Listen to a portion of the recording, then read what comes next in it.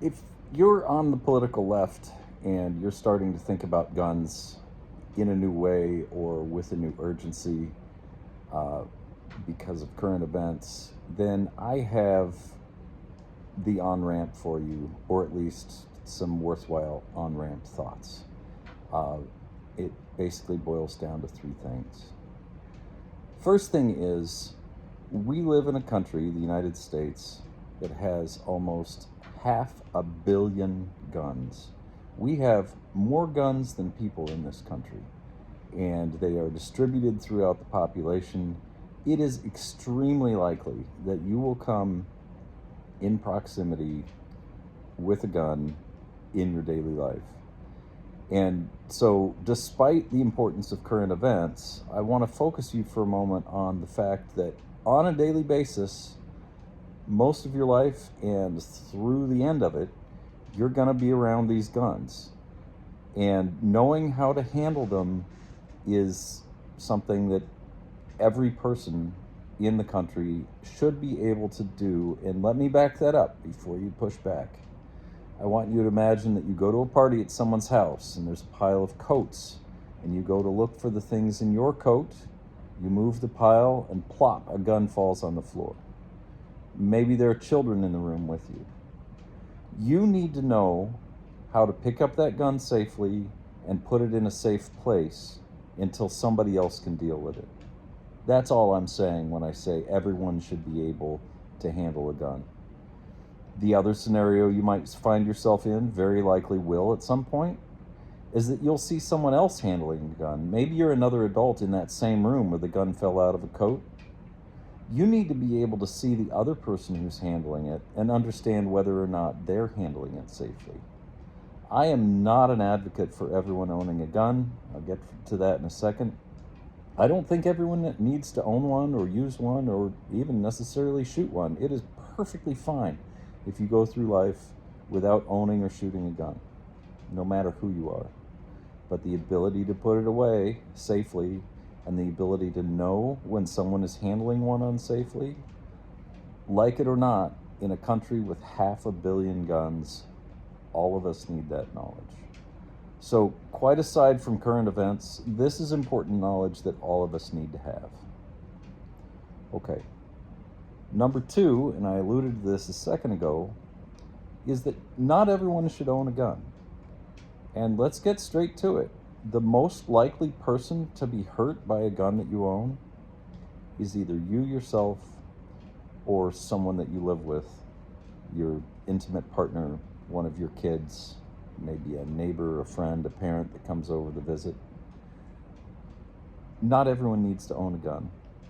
Not every house is a safe place for a gun to be in. And that can change.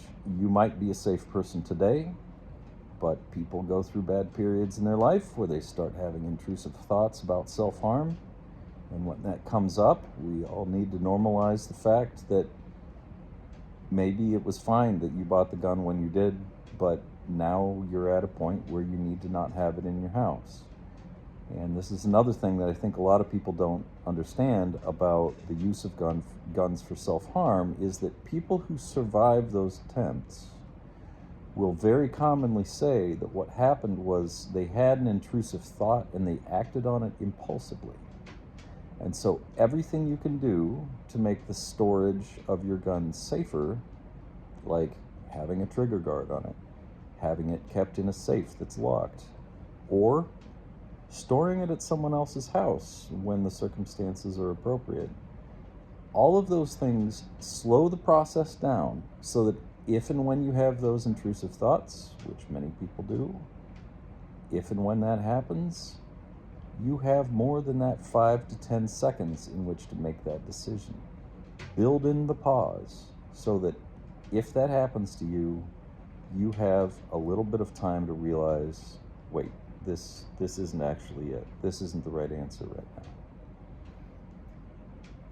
The third out of three things I want to point out is that while guns are a useful tool in certain situations for specific purposes, the actual need for them is quite rare.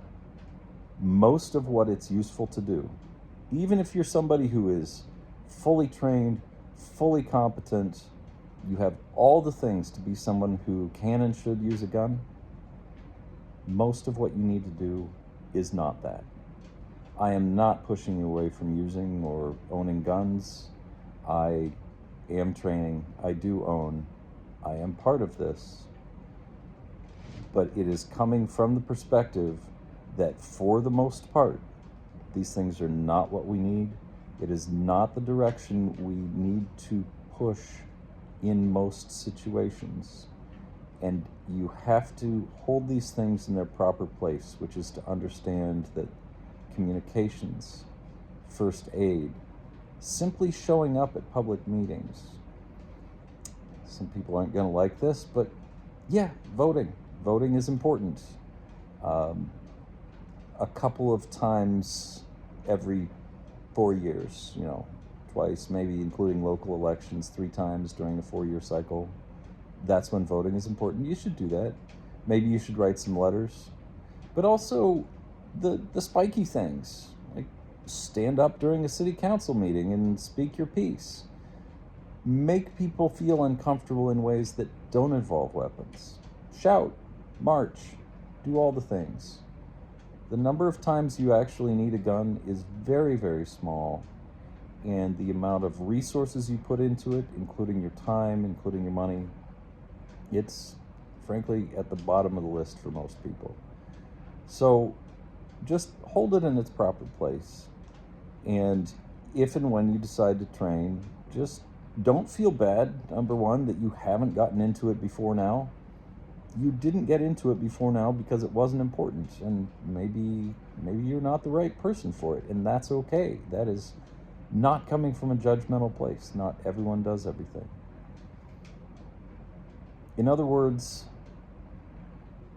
put your resources where they need to go, and don't prioritize guns out of a sudden panic.